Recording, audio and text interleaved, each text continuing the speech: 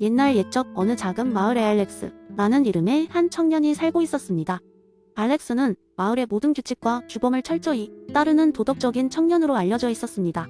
그는 항상 마을 사람들에게 친절했고 법을 잘 준수했으며 여러 자선 활동에도 꾸준히 참여했습니다. 하지만 그는 점점 자신의 삶이 뭔가 부족하다고 느끼기 시작했습니다. 어느 날 알렉스는 마을의 나무 밑에서 사색에 잠겨있던 버나드라는 이름의 철학자를 만나게 되었고 두 사람은 깊은 대화를 나누기 시작했습니다.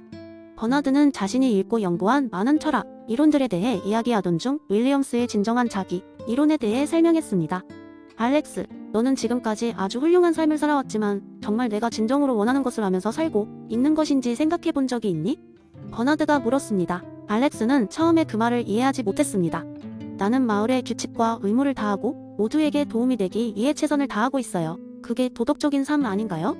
버나드는 미소를 지으며 대답했습니다. 물론 그것은 훌륭해. 하지만 진정한 도덕은 외부의 규칙에 따르는 것 그 이상이야. 자신의 감정과 욕망이 진정한 자아와 어떻게 연결되는지 이해하는 것이 중요하지. 그날 이후로 알렉스는 자신의 진정한 감정과 바람에 좀 더 귀를 기울이기 시작했습니다. 그는 처음으로 그림을 그리기 시작했는데 어릴 적부터 예술에 대한 깊은 열망을 가지고 있었지만 그것이 마을 생활에 크게 이바지하지 못할 것이라고 생각하여 미뤄왔던 것이었습니다. 그림을 그리면서 그는 놀라운 행복감과 충족감을 느꼈습니다. 마을 사람들은 처음에 그의 이런 변화에 놀랐습니다. 하지만 시간이 지나면서 알렉스의 그림은 마을에 새로운 활력을 불어넣었고 사람들은 그에게 많은 영감을 받았습니다. 그는 곧 마을에서 작은 전시회를 열게 되었고 그곳에서 자신의 그림을 통해 사람들과 자신의 이야기 그리고 감정을 나누었습니다. 알렉스는 마을의 규칙을 따르는 것만이 아닌 자신의 진정한 욕망과 감정을 따를 때 더 강력한 도덕적 동기가 생긴다는 것을 깨달았습니다. 또한 그것이 그와 마을 사람들 모두에게 더욱 깊은 영향을 미친다는 것을 알게 되었습니다. 그는 버나드에게 감사했고 스스로도 진정한 자아를 찾아가는 여정을 계속해 나갔습니다. 이 이야기는 도덕적 규범 그 이상으로 개인의 진정한 자아를 발견하고 그것을 삶에 통합시키는 것이 얼마나 중요한지를 보여줍니다. 그리고 버나드 윌리엄스의 이론처럼 진정한 자기의 발견이야말로 진정한 도덕적 행위의 시작일 수 있다는 메시지를 전합니다. 두 번째 이야기, 옛날 어느 마을에 알렉산더라는 이름의 젊은 교사가 살고 있었습니다. 그는 항상 학생들에게 삶의 의미와 철학적 지혜를 가르치는 데 열심이었고 특히 스토아 철학을 좋아했습니다. 하지만 정작 자신은 매일 아침 눈을 뜨면 꿈을 이루기 위한 시도를 하는 대신 주위 일들에 휩쓸려 시간과 감정을 낭비하는 것이 습관이었죠.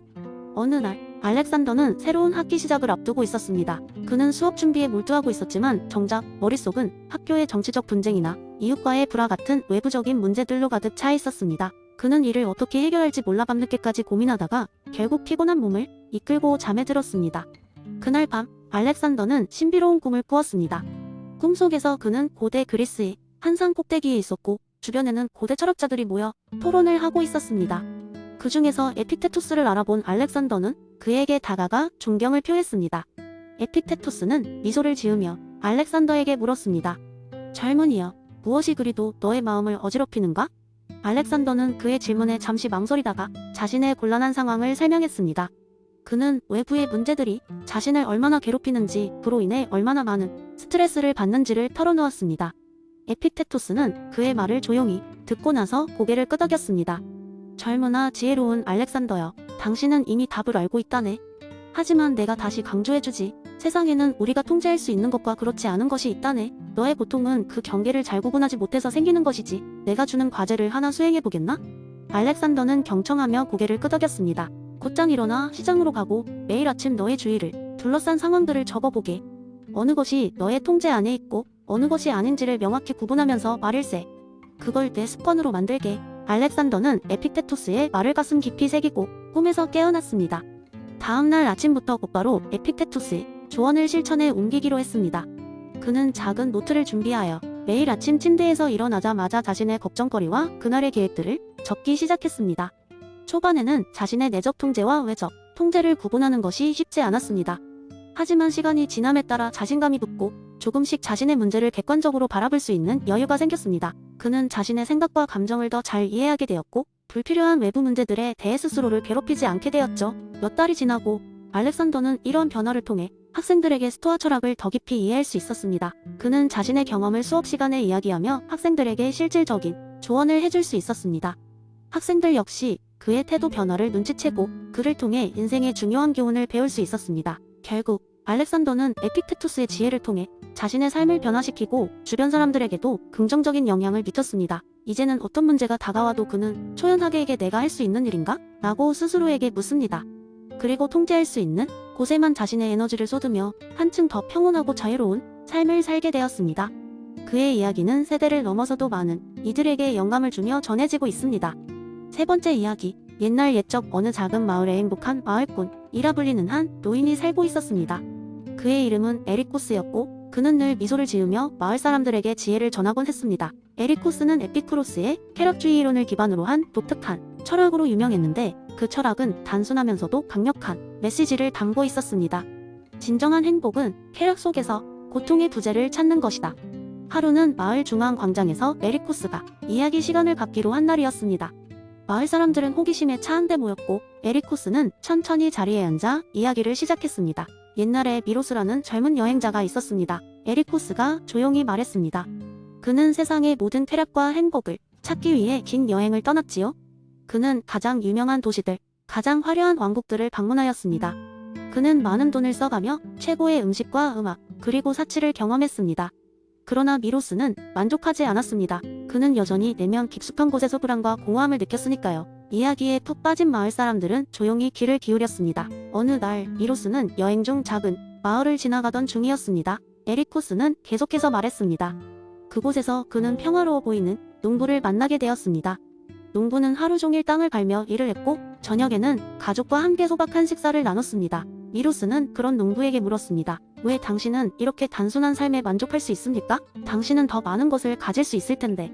농부는 웃으며 대답했습니다. 내게 필요한 것은 이 작은 텃밭과 사랑하는 가족뿐입니다. 나는 세상의 소음과 화려함을 뒤로하고 이 평온한 순간들을 누리는 것에서 깊은 만족을 찾습니다. 잠시 에리코스는 이야기를 멈추고 청중을 둘러보았습니다. 청중의 얼굴에는 깊은 생각에 잠긴 표정이 역력했습니다. 그때 미로스는 깨달음을 얻었습니다. 에리코스가 이야기를 마무리했습니다. 진정한 쾌락은 외부에서 오는 것이 아니라 내면에서 비롯된다는 것을 말입니다. 그는 불필요한 욕망을 버리고 소박한 생활 속에서 마음의 평화를 찾기로 결심했습니다. 이후 미로스는 더 이상 세상을 떠돌지 않고 작은 마을에 정착하여 그의 남은 삶을 단순하고도 풍요롭게 살아갔습니다. 에리코스의 이야기는 마을 사람들에게 깊은 인상을 남겼습니다. 그들은 에피쿠로스의 쾌락주의가 단지 물질적 풍요가 아닌 정신적 충만함을 통해 진정한 행복을 찾는 것임을 깨달았습니다. 그날 이후 마을은 조금 더 평화롭고 화목한 곳이 되었습니다. 사람들은 더 이상 쓸데없는 욕망에 휘둘리지 않고 진정으로 중요한 것들에 집중하게 되었습니다. 이렇게 에리코스는 자신의 철학을 통해 단순한 삶의 행복을 마을 사람들에게 전하며 그들의 삶을 조금 더 풍요롭게 만들어 주었습니다. 그리고 그는 언제나처럼 미소를 지으며 다음 이야기를 준비했습니다. 네 번째 이야기, 옛날 옛적 어느 작은 마을에 자연과 더불어 사는 조용하고 평화로운 공동체가 있었습니다. 이 마을의 이름은 스피노비아였고 이곳의 주민들은 바리우 스피노자의 철학에 깊이 매료된 사람들로 이루어져 있었습니다. 자연과 신을 동일시하는 스피노자의 범실론적 관점은 이 마을 사람들의 삶에 지대한 영향을 미쳤습니다. 스피노비아의 중심에는 지혜의 숲이라는 장소가 있었습니다. 마을 사람들은 이곳을 신성한 공간으로 여기며 중요한 결정을 내릴 때나 공동체 의문들을 해결할 때 항상 숲 속에서 모이곤 했습니다. 지혜의 숲은 거대한 고목들이 하늘을 덮고 있으며 그 사이로 작고 생동감 넘치는 생명체들이 자연의 화음을 만들어내는 곳이었습니다. 마을 사람들은 그 숲을 신의 현현으로 믿었고 거기서 영감을 얻고 삶의 지혜를 구했습니다. 어느 날 마을에 소란이 생겼습니다. 갑자기 비가 오지 않아 농작물이 말라가고 있었고 주민들은 큰 걱정에 빠졌습니다. 그들은 지혜의 숲으로 모였고 숲 한가운데에 서 있는 지혜의 나무 앞에서 묵묵히 기도했습니다. 몇몇 사람들이 말했다. 우리는 더 이상 신이 은총을 받지 못하는 걸까요? 그때 마을의 백발노인 에반이 앞으로 나섰습니다.